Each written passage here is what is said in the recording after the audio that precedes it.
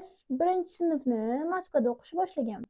Undan keyin O'zbekistonga perevod qilishgan. Shu desanglar, potom O'zbekistonda maktab bitirib, Qashqadaryoda medkollejga o'qishga topshirdim. Va 6,5 ball yetmay kalla qo'ydim. Mayli, taqdir ekan deb bir evol kooperativniga o'tib oldim, dokumentlarimni berdim. Tayyorlandim. Hamma repetitorlarga borib qarshida Toshkentga topshirdim. Lekin medkollejmanda baribir odam bor, chunki biologiyani Bni bilmagan sinfdoshlarim medkollejga kirishgan. Toshkent tibbiyot akademiyasida 1,8 ball bilan kalla qo'ydik. Bundan 7 yil oldin.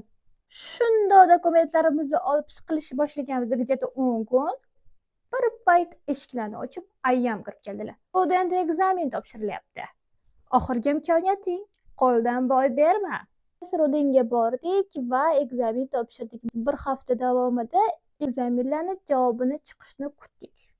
Va o'xshadi, prekin, judayam qiyin bo'ladi boshda.